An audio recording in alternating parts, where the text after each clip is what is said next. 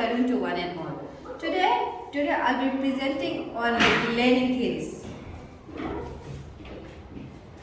So my unit is ED252, Educational, Psychology and the Teaching Learning Process. This is my assignment tool in different learning theories, and my name is Shafia Zaria PB. My student ID is S111000487. Moving on to my introduction, the purpose of this presentation is to examine the three major learning theories. The first one is behavioral, cognitive, and socio-cultural theory, and the application in teaching and learning environment. Teachers and educators need to understand these theories because they offer a structure for understanding how kids learn, grow, and participate in the learning process. Every theory provides different insights. Cognitive theory concentrates on the mental function including memory, understanding, and problem solving, whereas behavioral theory emphasizes the effect on reward and the obvious behavior changes. And lastly, socio-cultural theory focuses on the important role of relationship and cultural factors in learning. Understanding this theory is important for teachers, especially in the Pacific countries, where classrooms are diverse and culturally rich, and teaching methods that include traditional cognitive values and collaborative learning are used.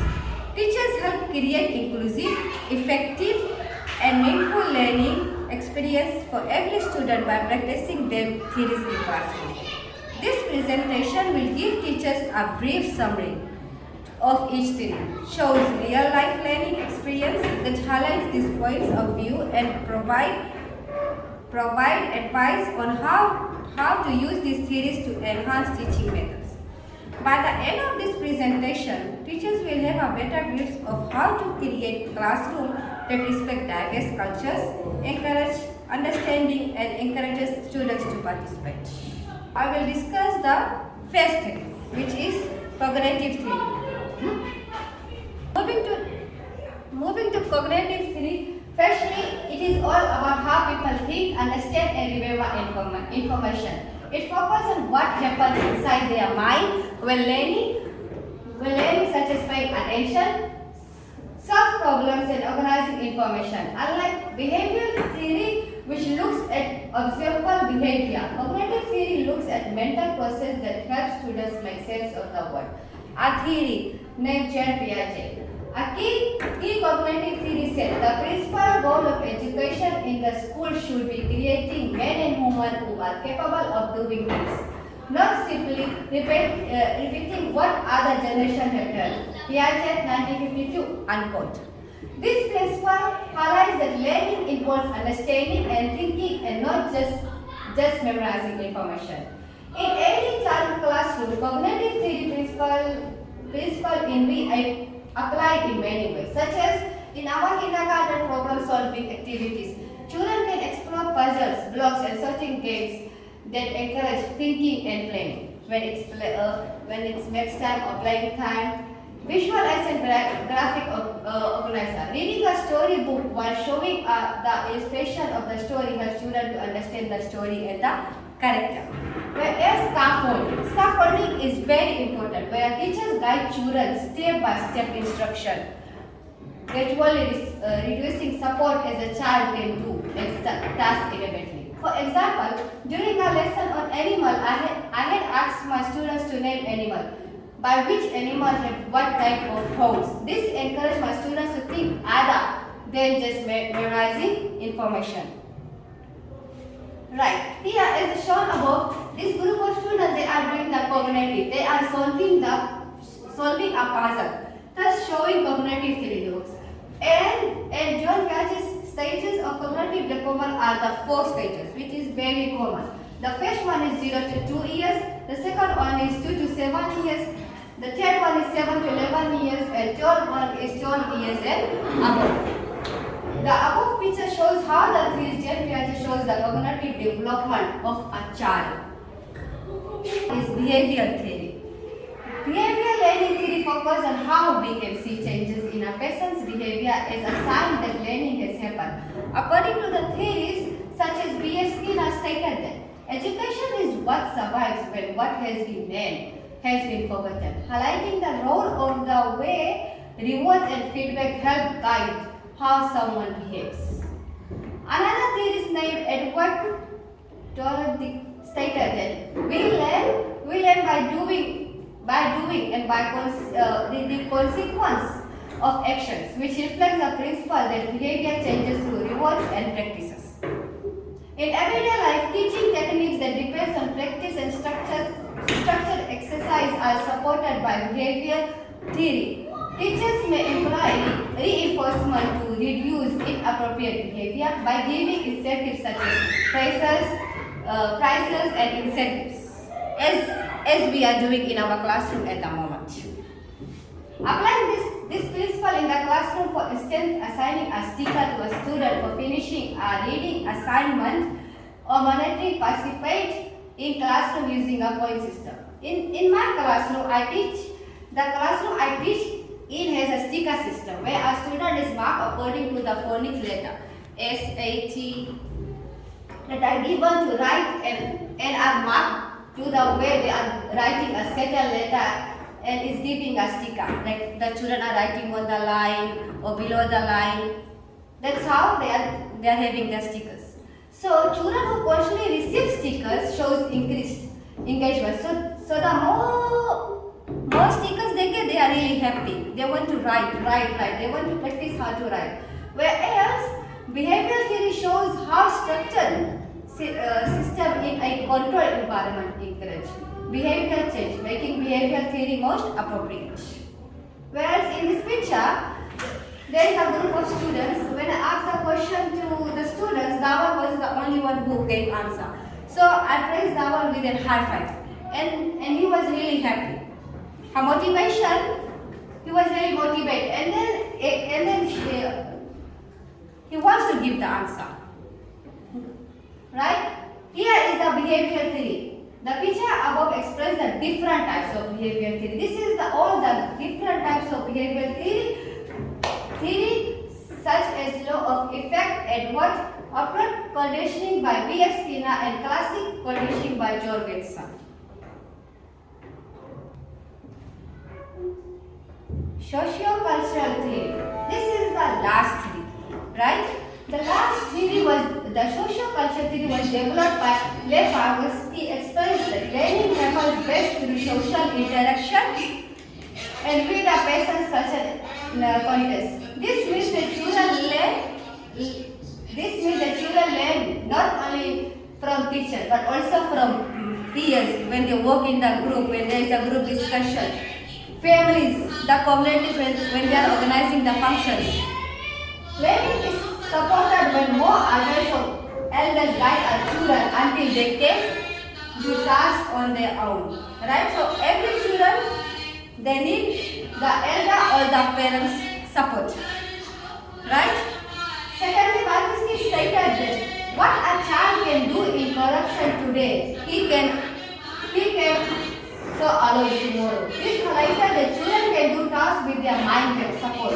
Mind support, that means what, how, when, the 5W plus H strategy using another mathematica. Right? So some of the ways this principle can apply in classroom by group work and peer learning. When they have their group learning discussion, when the children goes in a small group, they learn their phonics, their stories, they are blending the word bank.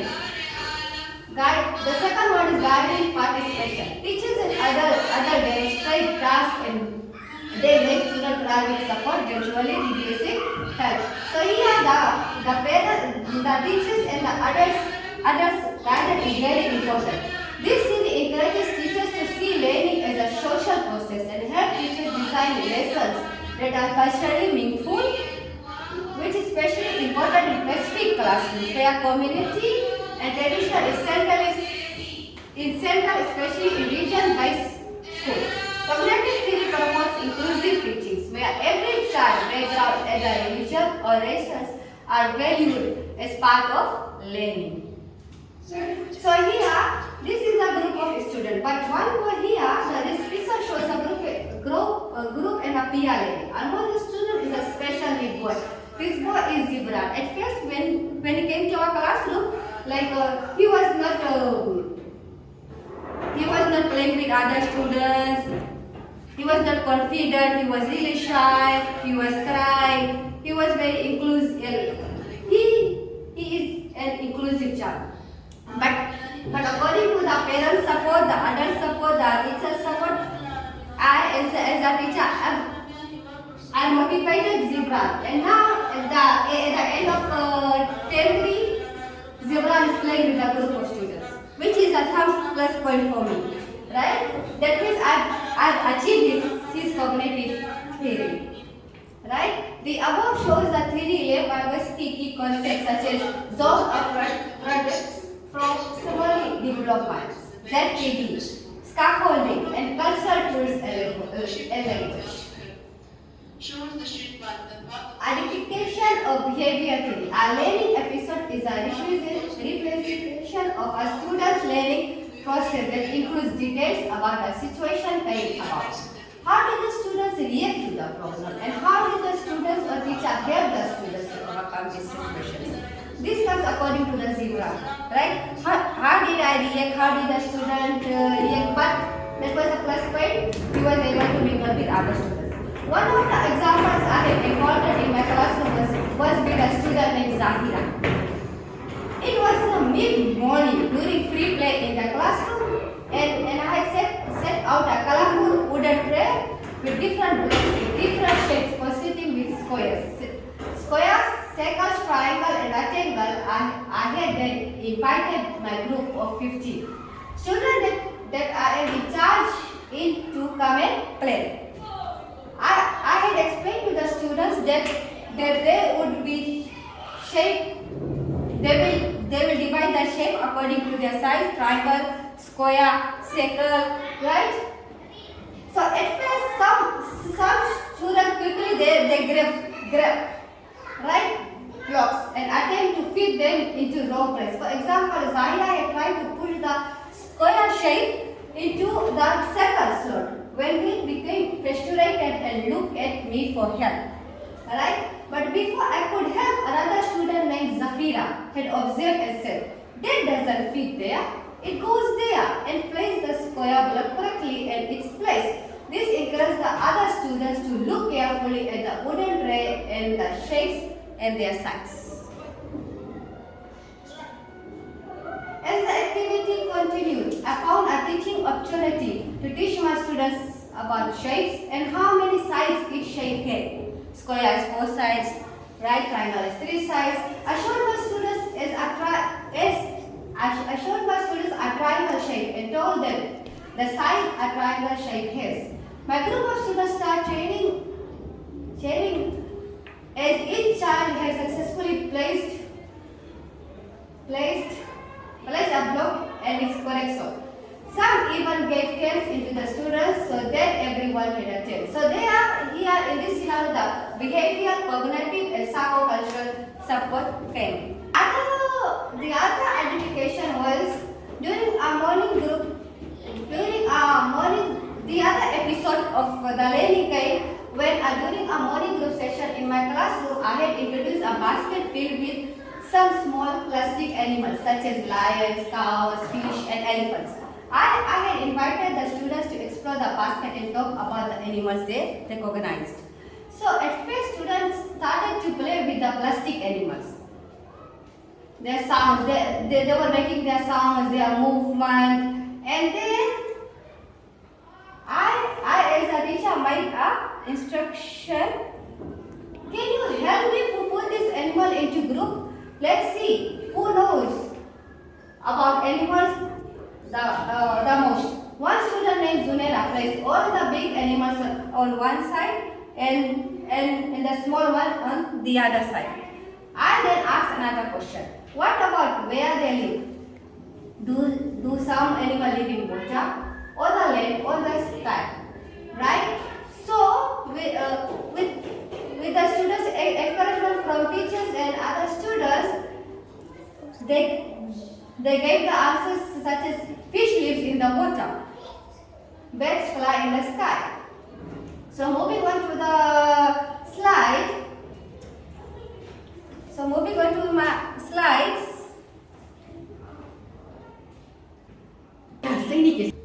Moving to my final episode of learning, this is a story about an Ethiopian teacher, Mrs. Singh. She gathered all the children for simple storytelling, right? She began telling a simple traditional story about a turtle and the bird using hand gesture and the pictures bringing to the story to the life. After finishing, she invites the children to retell the story about the turtle, the birds, right? So she asks question. What did the turtle do when he was tired? Who remembered what the bird says next? Right? So finally to my conclusion, I would like to conclude each theory as a behavior, cognitive or culture offers a different way of learning, different way of understanding how children learn. The first one is behavior theory. Shows that children learn through reward, and this reminds teachers that positive feedbacks and question replacement. And the second is cognitive theory, where children solve problems using to improve their memories. Secondly is the social culture theory. Explain that learning happens through social interaction. Right. Thank you so much for my presentation.